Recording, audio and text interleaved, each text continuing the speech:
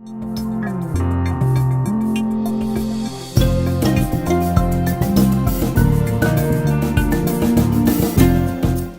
Walcher, who is the founder and president of Natural Resources Group, a nationwide coalition of consultants with natural resources expertise. He served on the Policy Advisory Board of the Heartland Institute and is a Heritage Foundation policy expert. He's also a senior advisor to the environmental permitting firm of Dawson and Associates. Wexler served in the Colorado Governor's Cabinet, leading the Colorado Department of Natural Resources. In 2004, he was a Republican nominee for Congress in Colorado's 3rd District. He won a 5-way preliminary, and despite Colorado's radical shift from red to blue that year, he came within 2 points of winning. Wexler is also the author of Smoking Them Out, The Theft of the Environment and How to Take It Back.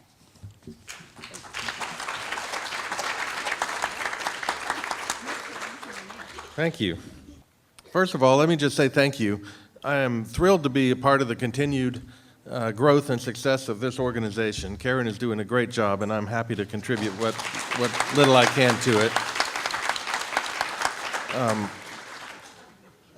But also because I'm worried, as a fellow Westerner, I'm worried about California shooting itself in the foot and the shot ricocheting all over the rest of the country, trying, for example, to become the first government on the planet to actually implement the Paris Climate Accords, requiring a reduction of greenhouse gas emissions to levels not seen since the 1950s or earlier. And I'm here to tell you that cannot be done in the modern era without extreme new regulations, which could quite literally give the state power to control every detail of life. The kind of houses and businesses and automobiles that we can have, the number of miles that we can drive, possibly requiring public transportation or even walking and biking to work, dictating how much and what kind of energy people can use, what kind of computers and appliances can be purchased, even what kind of food can be grown on California's farms, which, as you all know, feed much of the rest of the country. We are becoming the first nation in the history of the world to purposely adopt policies designed to ensure our own decline. No generation in the history of the world ever didn't want the next generation to have it better than them. But think about the way we are purposely creating policy designed to create a lower standard of living for future generations, literally encouraging people to travel less, to live in smaller and less comfortable homes, to give up their cars and other modern conveniences, to stop manufacturing, producing, and especially consuming. California is leading the way. Politicians, the news media, Hollywood, pop culture, the entire education establishment is all pushing us toward a lower standard of living based on the dubious theory that our pursuit of the good life is somehow selfishly destroying our environment, if not the very earth itself. The reality is, this debate is not really about the environment. It's about power and control and money, especially money. This is true whether the debate is about climate change or endangered species or the death and destruction of our national forests or the oceans or energy or clean water, clean air, whatever it is, it's really about money. I got a couple pictures that I'm going to show you. I wrote a book about this I just wanted to mention quickly, which is making quite a stir around the country because it exposes the environmental industry for what it has become, but also going beyond that and showing conservatives and other advocates of founding principles and free markets and so on better talking points and a better approach on these issues. I use the word environmental industry very much on purpose, by the way, because most people don't understand how giant and global the reach of these organizations has become. Many of you may know the Sierra Club, for example, generates more money every year than all of the oil wells in California combined. All of the natural gas in this state earns less money than the Nature Conservancy. Corporations and foundations give to environmental organizations at the rate of $9 million a day. And they have these giant law firms, they call them legal defense organizations, which file environmental lawsuits at the rate of 3 a day all over America, almost all of them against the government, demanding more control and more overreach. There are, at last count, as many as 6,500 national and perhaps 20,000 local environmental organizations with as many as 20 to 30 million members. These are no longer just the people we used to call NIMBYs, you know, the not in my backyard crowd. We got to where we eventually called them bananas, which stands for build absolutely nothing anywhere near anything. Or my own favorite, cavemen, which just stands for citizens against virtually everything. But this is not just that.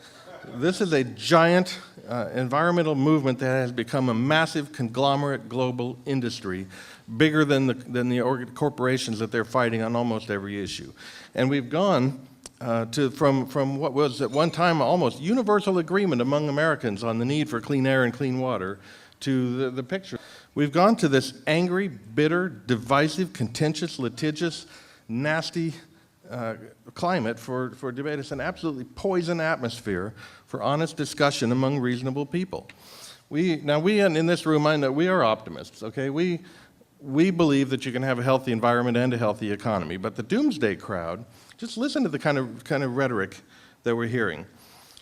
Earth's population will be forced to colonize 2 planets within 50 years if natural resources continue to be exploited at the current rate, according to a report out this week. A study by the World Wildlife Fund, to be released on Tuesday, warns that the human race is plundering the planet at a pace that outstrips its capacity to support life. The report, based on scientific data from across the world, reveals that more than a third of the natural world has been destroyed by humans over the past 3 decades. More than a third of the natural world has been destroyed. You know, that is remarkable when you consider that 71% of the Earth's surface is covered by water. That means that we would have to have destroyed every square inch of land on the planet for that report to have any credibility at all. And yet there it is in the Los Angeles Times, the London Times, CNN, Time Magazine, and all the rest, reporting it just as if it were absolute fact. I'm here to tell you a debate that is that far off the rails absolutely requires a completely different approach. So we did this in Colorado when I was the Secretary of Natural Resources there for a number of years.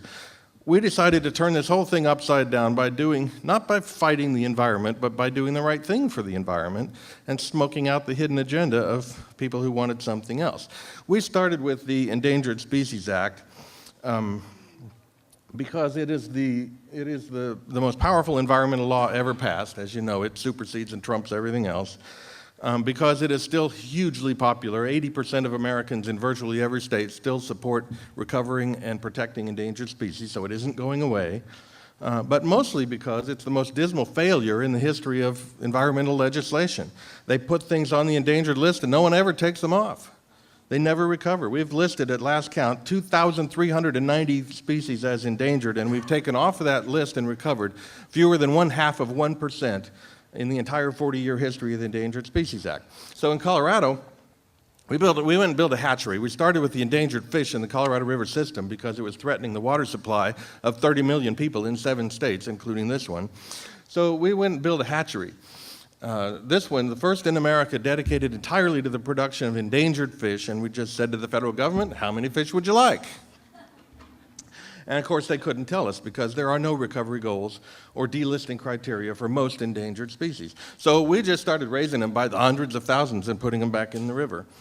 We started reintroducing lynx into the high country because the Forest Service had demanded a rewrite of every management plan of every national forest based on potential habitat for a species that didn't live there. So we went in Canada and Alaska and trapped 200 of them and brought them to the Southern Rockies and released them. Way more than that have been born now, and we have more lynx in the high country than have ever lived there before. And I can tell you, the federal government, the federal agency, and all the environmental organizations were adamantly opposed to this approach every step of the way. I can't begin to tell you the vitriol in some of the meetings with people telling us that started by saying, you can't do that. We said, well, we're doing it. They said, it's illegal. We said, well, we're doing it. They said they were going to send a battery of federal lawyers to sue the state and stop us from possessing an endangered species, much less raising them in captivity to release into the wild.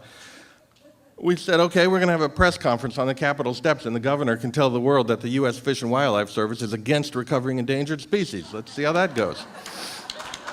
They said, well, no, let's not rush into anything. So, I mean, they just literally, they couldn't figure out what to do about it. So we did this for 10 years.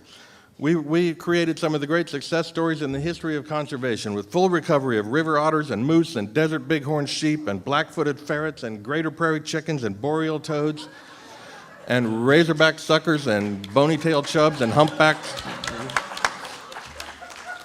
But here's the aha moment for me. The environmental organizations hated this approach, absolutely opposed it. And here's the thing. If you're doing the right thing for the environment, the public love this. They're all in favor of recovering endangered species. If you do the right thing for the environment and environmentalists are opposed to it, you cannot escape the conclusion that there's some agenda there that has nothing to do with the environment. Think about the catastrophic forest fires that have destroyed something like 90 million acres of national forests in the West and completely squandered the great conservation ethic. And all of the efforts that all of our congressional delegations have put into giving the Forest Service tools that they need to restore. So the environmental industry is not in favor of restoring healthy forests.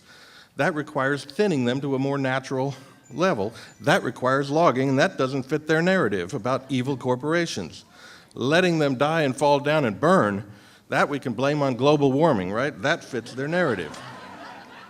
So that is the poison atmosphere in which we're supposed to determine proper energy and environment policy. If you were in charge, you'd think of more ways to encourage domestic energy production and forest restoration and species recovery and so on. But the reaction of government generally is, this has got to be stopped.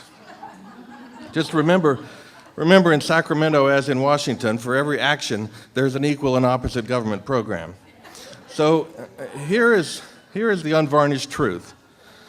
Today's environmental movement has become successful beyond the wildest dreams of John Muir and Aldo Leopold and Theodore Roosevelt and the other great conservation founders. And at the same time that it has become that successful, it has become intellectually bankrupt.